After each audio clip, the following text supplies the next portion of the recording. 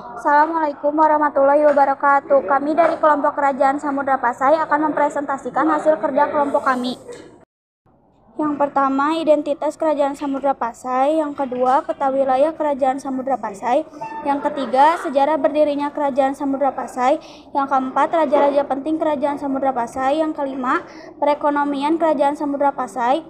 Yang keenam, keruntuhan Kerajaan Samudra Pasai. Yang terakhir, peninggalan Kerajaan Samudra Pasai. Perkenalkan, nama kelompok kami. Yang pertama ada Muhammad Rizi Basit. Yang kedua Dina Salsa, Fauzi Ramadhani, dan Salsabila.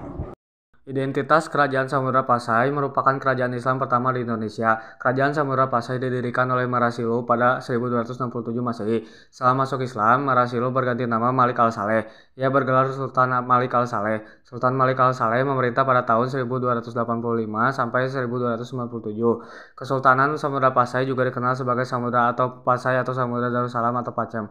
Adalah sebuah kerajaan pelabuhan muslim di pantai utara Sumatera dari abad ke-13 hingga ke-16 Masehi. Kerajaan Samudra Pasai terletak di Aceh. Peta wilayah. Letak Kerajaan Samudra Pasai dan wilayah kekuasaannya berada di wilayah pesisir pantai, tepatnya di wilayah pesisir pantai utara Sumatera. Laut Sumawe, Aceh Utara membuat letak Kerajaan Samudra Pasai bisa dibilang sangat strategis. Sejarah berdirinya. Latar belakang berdirinya Kerajaan Samudra Pasai adalah dijadikan tempat pemasaran barang-barang dari timur. Simak penjelasan di bawah. Kerajaan Samudra Pasai didirikan oleh Nazimuddin Al-Kamil pada abad ke-13. Nazimuddin Al-Kamil adalah seorang laksamana laut dari Mesir. Samudra Pasai juga dijuluki sebagai Serambi Mekah. Hal ini juga didukung oleh Samudra Pasai yang menjadi pusat perkembangan agama Islam di Nusantara. Raja-raja penting, pendiri Sultan Malik Al-Saleh, Raja Pasai pertama. Malik Al-Saleh adalah nama baru Marasilu setelah ia masuk Islam dan merupakan Sultan Islam pertama di Indonesia.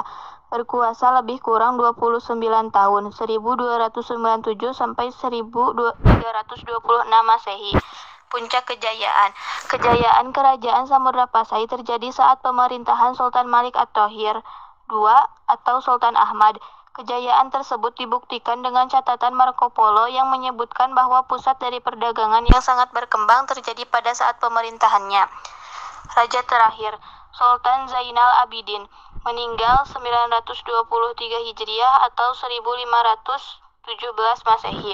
Adalah sultan terakhir dari Kesultanan Samudra Pasai berdasarkan bukti yang ditemukan makamnya di kawasan tinggalan sejarah Madinah Sumatra, Kota Sumatera, Samudra Pasai, tepatnya di komplek pemakaman Kesultanan di Gampong Menah Mecat Blangme, Kecamatan Samudra. Puncak kejayaan. Kerajaan Samudra Pasai berhasil mencapai puncak kejayaan pada pemerintahan Sultan Malik Az-Zahir atau Sultan Malik Al-Thohir II 1326 sampai 1345.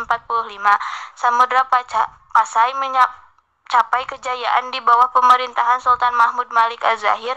Samudra Pasai berkembang menjadi pusat perdagangan internasional. Setiap tahun Kerajaan Samudra Pasai mampu mengekspor lada, sutra, kapur barus, dan emas dalam jumlah besar. Perekonomian. Kerajaan Samudra Pasai sendiri menghasilkan komoditas perdagangan ekspor seperti lada, sutra, kapur barus, dan banyak barang lainnya karena pelabuhannya menjadi pengumpul berbagai barang dari banyak daerah. Setiap tahunnya, Samudra Pasai mampu mengekspor lada, sutra, kapur barus, dan emas dalam jumlah besar. Keruntuhan Kerajaan Samudra Pasai.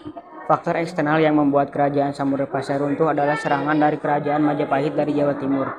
Samudra Pasai yang berhasil menjadi pusat perdagangan strategis di Selat Malaka membuat Kerajaan Majapahit berambisi untuk menyatukan Nusantara dengan cara menyerang Kerajaan Samudra Pasai.